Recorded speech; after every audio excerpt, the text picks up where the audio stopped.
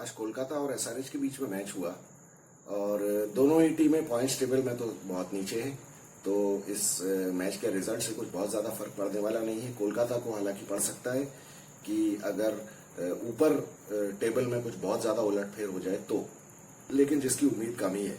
मेरे ख्याल से तो ये मैच इनकॉन्सिक्वेंशियल ही है। नीतीश राणा ने टॉस जीत के सरप्राइजिंगली पहले बैटिंग ले ली। अब मुझे समझ में नहीं आता कि ये लोग ये गलतियां क्यों करते हैं।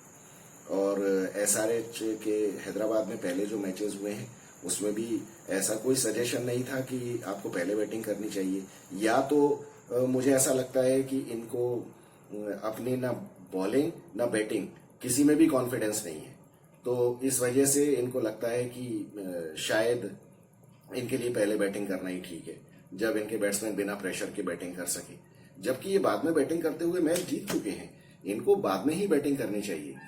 और शुरुआत में पिच में काफी बाउंस नजर आ रहा था। मार्को एंसन ने अपने पहले ओवर में ही 2 विकेट ले लिए, गुरबाज को आउट कर दिया, वेंकटेश अय्यर को आउट कर दिया। वो दोनों बैट्समैन इतना गलत शॉट खेल के आउट हुए क्योंकि रहमानुल्लाह गुरबाज ने तो पहली बॉल पे ही बल्ला घुमा दिया और वेंकटेश अय्यर को समझ में आ गया था कि विकेट में बाउंस है। उसके बावजूद भी उसने भी कोई सेट होने के लिए टाइम नहीं लिया अपना और अपना विकेट फेंक के चला गया। तो थोड़ा सा तो टाइम लेना चाहिए। अब उसकी वजह से क्या हुआ कि टीम एकदम ही प्रेशर में आ गई। हालांकि बाद में फिर जैसन रॉय ने कुछ करने की कोशिश की, लेकिन जैसन रॉय से भी आज हुआ नहीं। विकेट में बाउंस कुछ जरूरत से ज्यादा ही था और कुछ तो मार्को एंसन ने अपनी हाइट का भी फायदा उठाया।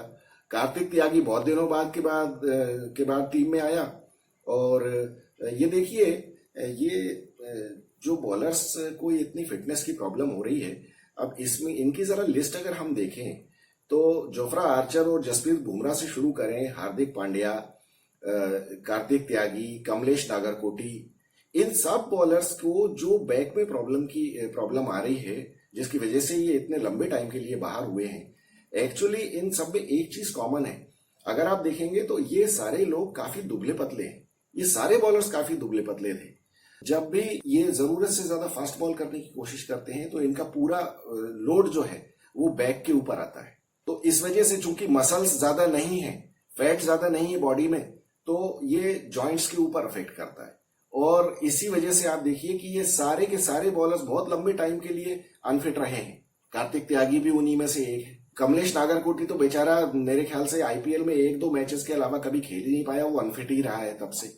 तो इन लोगों को, इनके कोचेस को भी थोड़ा ध्यान रखना चाहिए कि ये जब ये टेंडर एज में होते हैं तब से ही इनकी कुछ फैट ऐड करना चाहिए इनकी बॉडी में, क्योंकि बॉडी में मसल्स और फैट जब होंगी तभी वो बॉडी सस्टेन कर पाएगी इस प्रेशर को। जब 140 के ऊपर आपको बॉल करनी है तो बहुत एक्सेसिव प्रेशर्स पड़ते हैं सारे जॉइंट्स के ऊपर, चाहे वो घुटना हो चाहे वो कमर हो। मुझे लगता है कि ये कोचेस को बहुत सीरियसली सोचना चाहिए और बायोमैकेनिक्स के जो एक्सपर्ट्स हैं उनको भी कुछ सजेशंस देने चाहिए। इस तरह से प्लेयर्स का करियर खत्म नहीं होने दे सकते हैं हम लोग। और ये इग्नोरेंस की वजह से होता है, क्योंकि बचपन में तो देखिए सारे लोग अंबल बैकग्राउंड से ही आते हैं, तो किसी के पास इतनी फैसिलिटीज नहीं होती है। ये थोड़ा ध्यान रखना चाहिए। पावर प्ले में 45 रन बनाए इन्होंने 3 विकेट के ऊपर, और उसके बाद तो फिर रीबिल्डिंग का काम नीतीश राणा और रिंकू सिंह ने शुरू किया। रिंकू सिंह ने आते साथ ही 2-3 चौके लगाए। नीतीश राणा ने बैटिंग अच्छी की, 42 रन बनाए, और जब ये लग रहा था कि वो तो अब विस्फोटक बल्लेबाजी करने की मूड में आएगा, अचानक ही मार्करम ने उसका एक बहुत ही अच्छा कैच पकड़ लिया और वो आउट हो गया। रिंकू सिंह, देखिए रिंकू सिंह ने जो एक मैच इनको 4-5 छक्के एक ओवर में मार के जिताया था, उससे बहुत सारे लोगों को ये उम्मीद हो गई कि अरे ये तो बहुत ही आंद्रे रसेल की स्टाइल का बैट्समैन है, जबकि वो ऐसा नहीं है। वो, उसकी बैटिंग काफी मैथोडिकल है और वो हमेशा शुरू में 10-15 बॉल सेट होने के लिए लेता है, जो कि T20 में चलता नहीं है। तो मुझे नहीं लगता कि रिंकू सिंह कोई T20 का बैट्समैन है। हाँ, लेकिन ये वनडे मैचेस में, 50 ओवर के मैचेस में ये एक बहुत अच्छा बैट्समैन हो सकता है। इसको गेम की समझ भी है, इसकी टेक्निक भी बहुत अच्छी है, इसके पास सारे शॉट्स भी हैं और इसके पास पावर हिटिंग भी है। तो मुझे लगता है कि रिंकू सिंह को 50 ओवर के मैचेस में ट्राई करना चाहिए, और मैं तो यहां तक कहूंगा कि इसको इंडियन टीम के लिए भी ट्राई करना चाहिए। रिंकू सिंह हालांकि 35 बॉलों में 46 रन बना के आउट हो गया, क्योंकि उसके पहले आंद्रे रसेल से भी आज पावर हिटिंग नहीं हुई, और वो जो वन ऑफ हिटर थे शार्दुल ठाकुर, वो भी आउट हो गया, तो he was running out of partners. तो इस वजह से उसको फिर चांस लेने की कोशिश करनी पड़ी और आखिरी ओवर में तो उसको लेना ही था। अनुकूल रॉय ने थोड़ी बहुत बैटिंग करने की कोशिश की, 5 बॉल में 12-13 रन बनाए उसने। केकेआर ने 171 रन बनाए। आज विकेट काफी अजीब तरीके से बिहेव कर रहा था। शुरू में बॉल काफी बाउंस हो रही थी, काफी बल्ले के ऊपर आ रही थी, जिससे कि बल्लेबाजों को काफी परेशानी हुई कलकत्ता की। और बाद में जब उनकी बैटिंग ही खत्म होने को आई तो 15वें ओवर के बाद से बॉल काफी रुक के आने लगी और कुछ डबल पेस की तरह से विकेट हो गया, जो कि सनराइजर्स की बैटिंग में भी कंटिन्यूड रहा शुरुआत में। तो इसी वजह से मयंक अग्रवाल बहुत बुरी तरह से आउट ऑफ फॉर्म चल रहा है और उसके भी बल्ले में बॉल नहीं आ रही थी। अभिषेक शर्मा भी आउट हो गया। ये आज राहुल त्रिपाठी ने जरूर कुछ शॉट्स मारने की कोशिश की, हालांकि वो भी पिछले कुछ मैचों में कर नहीं पा रहा है, लेकिन वो 9 बॉल में 20 रन बना के आउट हो गया और देखते ही देखते 53 रन पे उनके 4 विकेट हो गए। और सनराइजर्स के 54 रन पे 4 विकेट होने के बाद मार्करम और क्लासेन ने बहुत अच्छी बैटिंग की। उन लोगों ने 60 रन जोड़े और वो लोग जब खेल रहे थे उस टाइम तो ऐसा लग रहा था कि विकेट में कुछ है ही नहीं और धीरे धीरे विकेट ईज आउट भी हो गया था, जैसा कि रात में नॉर्मली सारे विकेट हो ही जाते हैं। उसके बाद जब शार्दुल ठाकुर को लगाया बॉलिंग में नीतीश राणा ने, तो वो जो गोल्डन आर्म उसकी है उससे उसने 1 विकेट क्लासेन का ले लिया। और अब देखिए उसमें कि बॉल जो अच्छी खासी बल्ले पे आ रही थी वो क्लासेन के टाइम पे उठी ही नहीं और उसके बिल्कुल टो एंड पे बल्ले के लगी, जिसकी वजह से वो बाउंड्री पे कैच हो गया। रसेल ने अच्छा कैच पकड़ा और उसके बाद 145 तक मार्करम लेके गया अब्दुल समद के साथ। और यहां पे देखिए आप 19 बॉलों में 27 रन बनाने थे इनको जीतने के लिए और इनके पास जब इनको एसआरएच को 19 बॉलों में 27 रन बनाने थे, जब समद और मार्करम खेल रहे थे तब इनके 5 विकेट बाकी थे।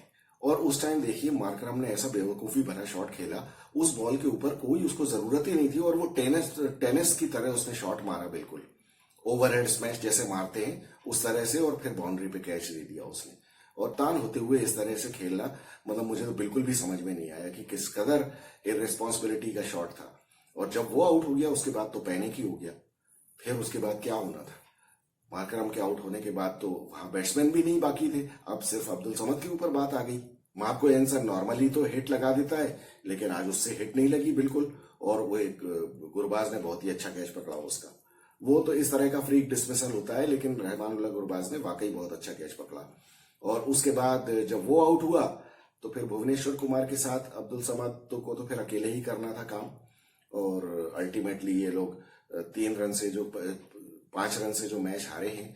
SRH have got themselves to blame. ये मैच बिल्कुल एसआरएच की पॉकेट में था, इनको जीतना चाहिए था और अब ये तो जीत के अब इनका तो खैर टूर्नामेंट खत्म ही हो गया है। तो अब इनको बिल्कुल ही खुला खेल खेलना चाहिए, क्योंकि अब ये कुछ भी करके किसी भी तरह से प्लेऑफ में नहीं जा सकते हैं। तो अब इनको एकदम फ्रीली खेलना चाहिए और फ्री खेल के और ये दर्शकों को कुछ एंटरटेनमेंट ही दें और किसी की पार्टी स्पॉइल करें। अब इनका मेन एम यही होना चाहिए कि अब जो कुछ भी हुआ है, इनकी बेइज्जती जो होनी थी वो हो चुकी और अब इनको ये करना चाहिए कि किसी तरह से अपना कुछ प्राइड सेल्वेज करें। देखते हैं ये क्या करते हैं, आगे इनकी क्या अप्रोच रहती है। इसी तरह से डर के साथ खेलते रहते हैं ये लोग। कल का मैच बहुत मजेदार होने वाला है, राजस्थान और गुजरात टाइटंस के बीच में। ये एक धमाकेदार मैच होगा मुझे लगता है। तो मिलते